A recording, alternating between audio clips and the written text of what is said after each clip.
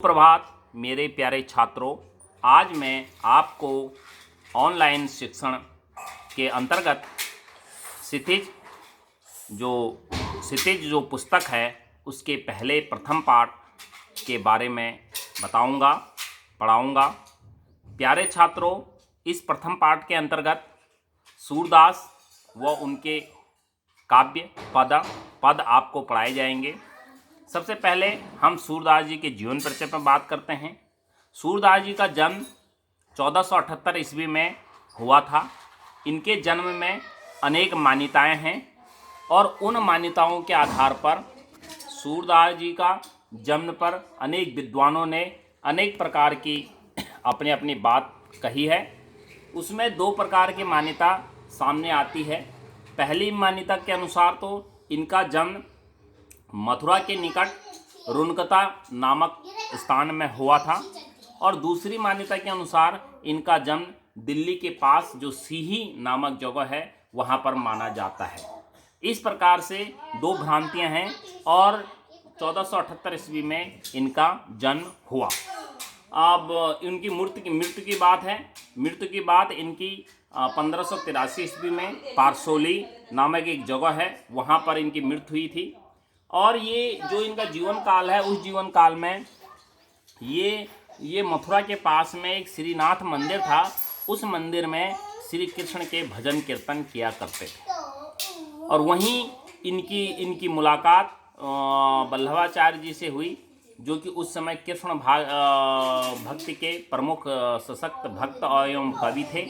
उन्होंने इनको अपना शिष्य बनाया और शिष्य बनाने के बाद उनके पश्चात उनके पुत्र श्री विट्ठलनाथ जी ने अष्टछाप कवि की स्थापना करी और उस कवियों में प्रथम पंक्ति में सूरदास जी का नाम आया। प्यारे छात्रों, अगर कृष्ण भक्ति शाखा में किसी कवि का अगर आपको अध्ययन करना है और किसी कवि को अगर कृष्ण के बारे में, कृष्ण के स्वरूप के बारे में अगर जाना जाता है, चित्रण के बारे में, वो अकेले सूरदास ही। सूरदास के अलावा अन्य कवियों ने भी, चाहे वो भक्ति मार्ग के कवि हों, चाहे अन्य आधुनिक कालीन कवि हों, कई कवियों ने कृष्ण पर लेखनी चलाई, लेकिन जो प्रसिद्धि सूरदास जी को मिली वो अन्य किसी कवि को नहीं मिली। इसलिए सूरदास जी ने श्री कृष्ण को अपना आराध्य माना और श्री कृष्ण के नख से लेकर सिख तक ऐसा सौंदर्य वर्णन किया जो कि अनुपम एवं अकल्पनीय है। और साथ साथ में श्री कृष्ण, सूरदास जी ने श्री कृष्ण के जो मथुरा के पास या वृंदावन गोकुल के आसपास जो कदम, जो क्रील के जो यमुना छवि, जो यमुना के जो प्राकृतिक जो वर्णन कर रखा है वो भी बहुत ही अनुपम है। इस प्रकार से जो सूरदास जी हैं वो श्री कृष्ण के अन्यन भक्त और साथ साथ श्री कृष्ण मार्गी के प्रमुख कवि हैं, कृष्ण भक्ति शाखा के प्रमुख कवि हैं। इन्होंने 3 रचनाएं लिखी।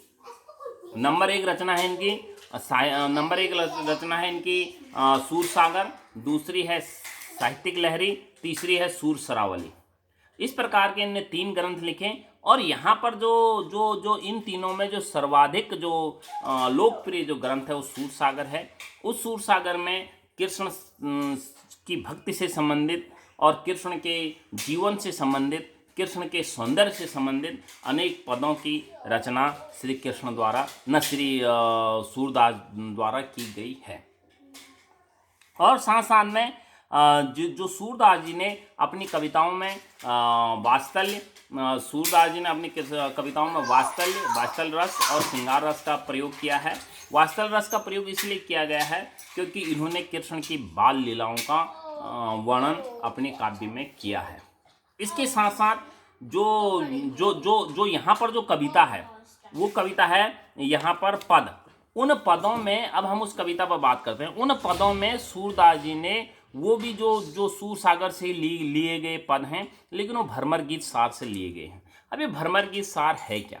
भ्रमर गीत सार वह है कि जब श्री कृष्ण गोकुल या वृंदावन छोड़कर जब मथुरा के राजा बन गए थे, तो उस समय उनको कई महीने व्यतीत हो गए थे वृंदावन गोकुल से आए हुए।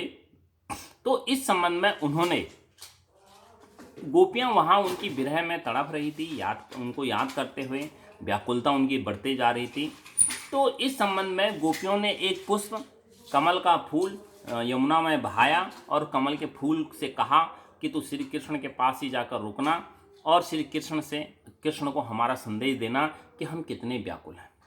एक दिन श्री कृष्ण और उनके सखा उद्धव यमुना नदी के किनारे नहा रहे थे, तभी फूल बहता हुआ आया कि श्री कृष्ण को वो फूल अत्यधिक पसंद आया। उन्होंने नहाते गोता लगाते हुए उस फूल को पकड़ा, तो जैसे ही पकड़ा, जैसे सूंघा, तो श्री कृष्ण बेहोश हो गए। और बेहोश होने के बाद उनको वो गोपियों की व्याकुल दशा या गोपियों के जो पुरानी यादें आने लगी। जब होश में आए तो उन्होंने उसी समय राजमहल में आए और उसके बाद उन्होंने अपने प्रिय सखा उद्धव को वृंदावन भेजा और उनको ये कहा कि तुम गोपियों को समझाओ कि मैं अब राजा बन गया हूँ, अब मैं तुम्हारे साथ इस प्रकार की, जैसे विगत समय में रास लीलाएँ करता था या तुम्हारे साथ क्रीड़ाएँ करता था, प्रेम क्रीड़ाएँ करता था, अब मैं नहीं कर सकता हूँ। इसी समझाने के लिए वो उद्धव गोपियों के पास जाते हैं और गोपियों को वो समझाने का प्रयत्न करते हैं, प्रयास करते हैं, योग और उसकी जोग की बातें करते हैं। तो उसी समय एक भंवरा वहाँ पर फूल में मंडराता हुआ, एक भंवरा एक फूल में बैठता है और उसका रस चूसकर दूसरे फूल में बैठ जाता है। तो उसी को उपालंब करते हुए, उसी को संकेत करते हुए गोपियाँ उद्धव से कहती हैं कि श्री कृष्ण भी इसी भंवरे के समान हो गए कि जैसे कि एक फूल को चूसकर दूसरे फूल में जब उसका शहद निकल जाता है, रस निकल जाता है, तो वह दूसरे फूल में बैठ जाता है और मुरझाए हुए फूल के बारे में वो भंवरा नहीं सोचता है कि उसकी क्या दुर्दशा है। उसी प्रकार से आज हमारे प्रिय श्री कृष्ण जी, श्री कृष्ण भगवान श्री कृष्ण हमको छोड़कर अन्यत्र चले गए हैं, लेकिन वो हमारे बारे में कुछ नहीं सोच रहे हैं, हमारी सुध नहीं ले रहे हैं। वो भी एक भंवरे के समान है। तो ये जो भ्रमर गीत सार से जो यहाँ पर पद आपके 4 पद दिए गए हैं, ये 4 पद उसी से लिए गए हैं। इस पर अभी मैं पढ़ाऊँगा।